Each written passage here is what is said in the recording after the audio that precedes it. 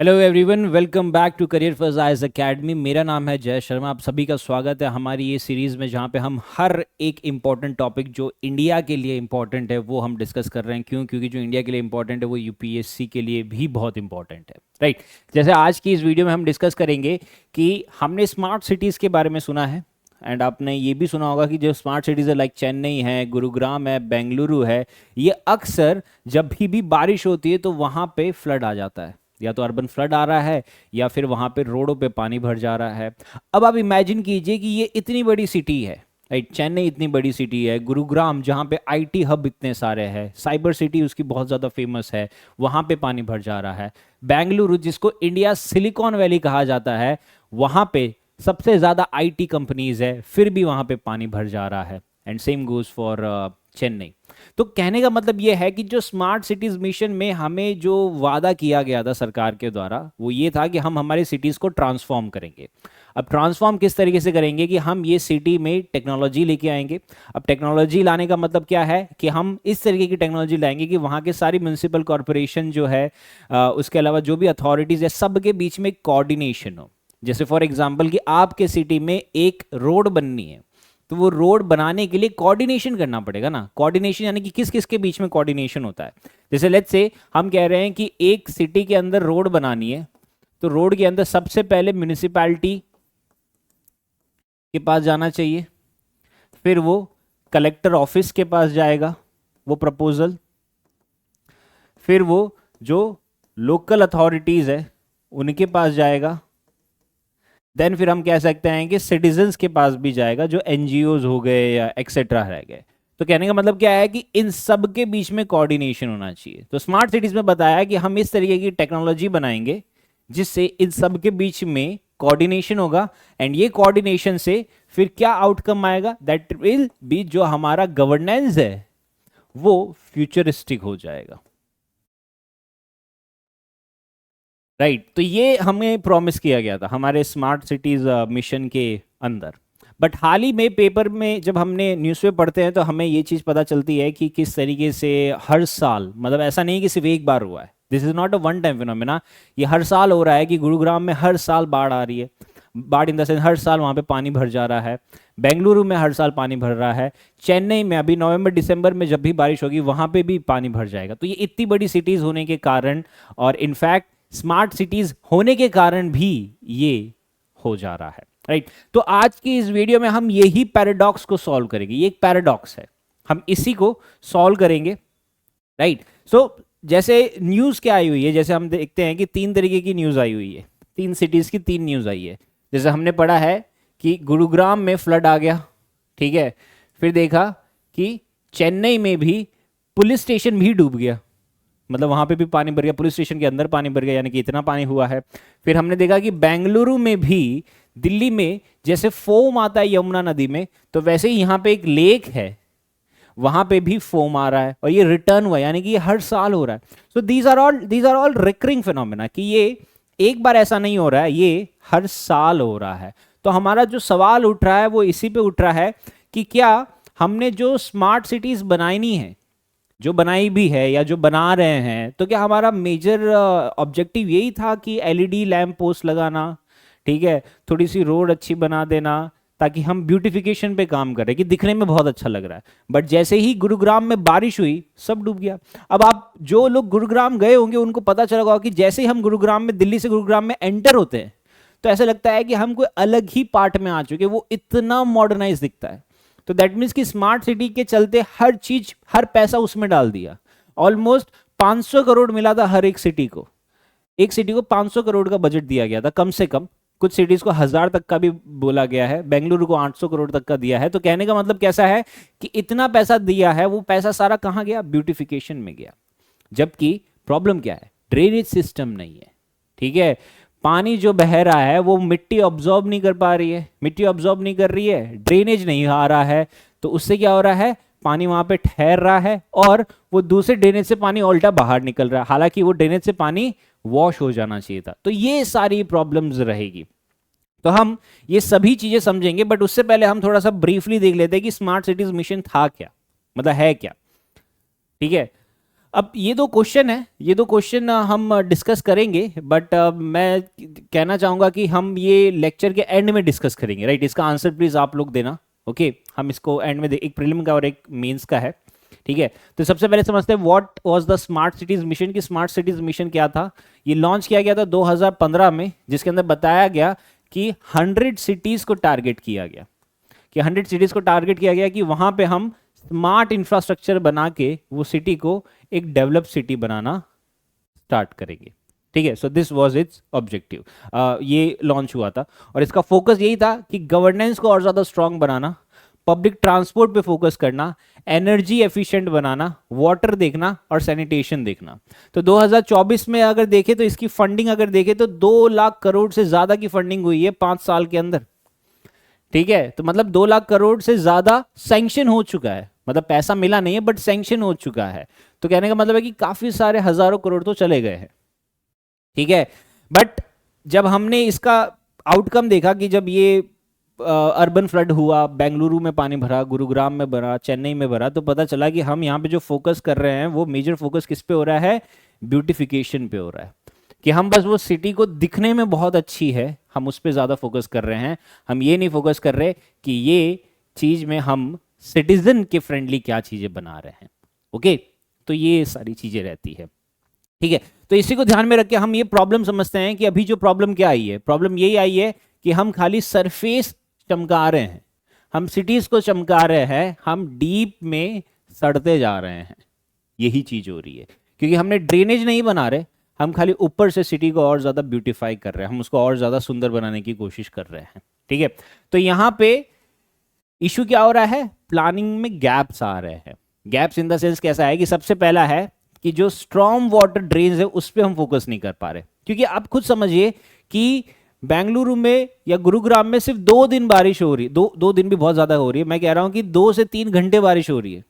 जब 2-3 घंटे बारिश हो रही है उतने में पानी भर जा रहा है, और ये सिटीज में हजारों करोड़ों का कारोबार हो रहा है, बट स्टिल ये 2 घंटे की बारिश नहीं सहन कर पा रहा। 2 घंटे की बारिश हुई, इंडिया की सिलिकॉन वैली बंद, गुरुग्राम का साइबर सिटी बंद, चेन्नई का बंद।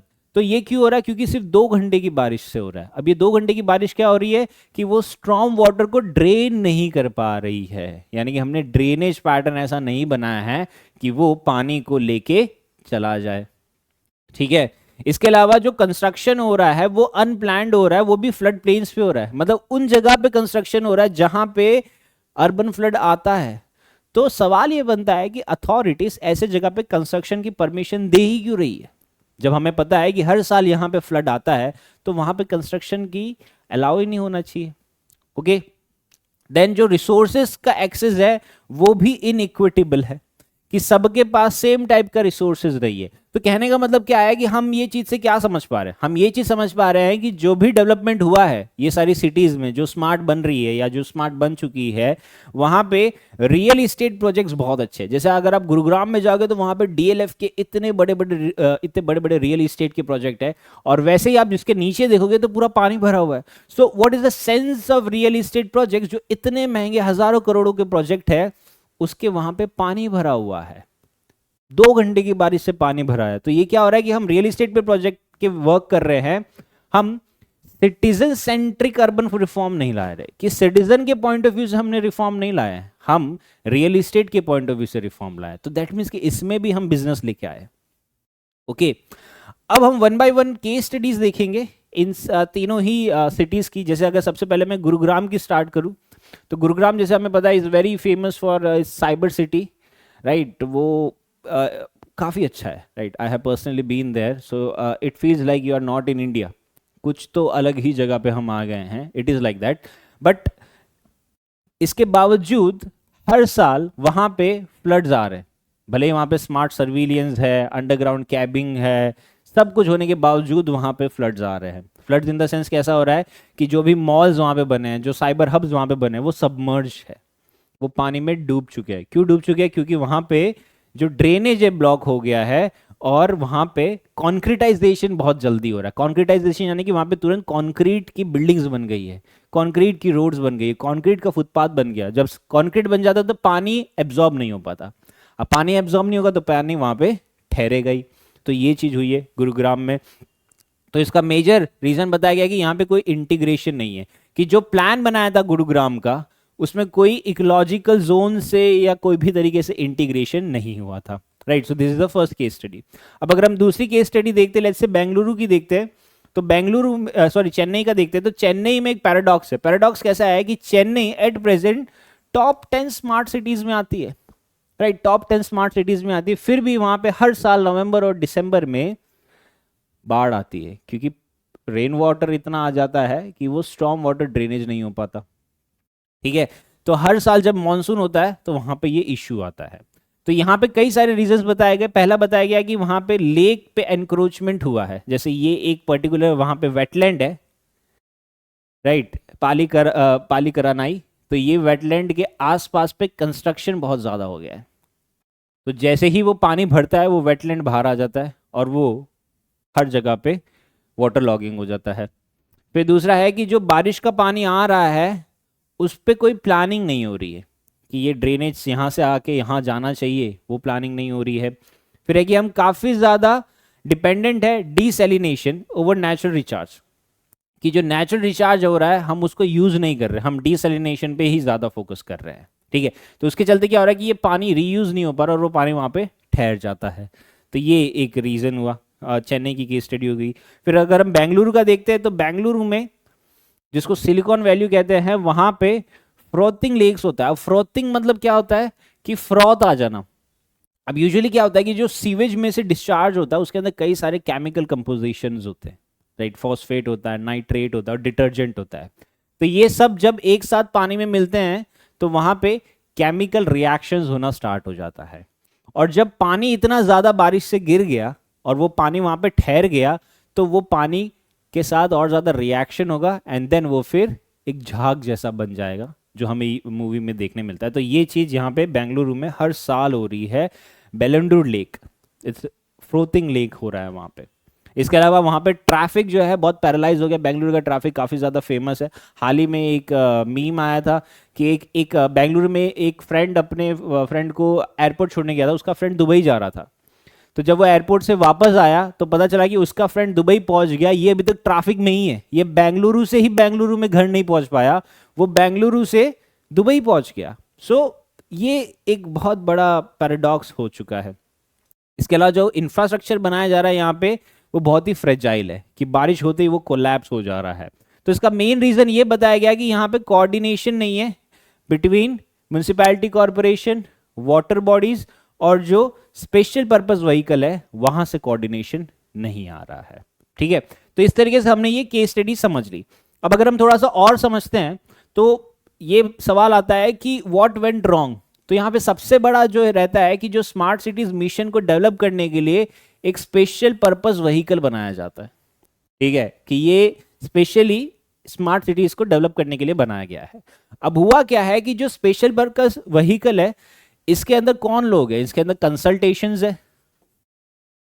ठीक है, और इसके अंदर टेक फर्म्स है जो टेक्नोलॉजी दे रहे हैं।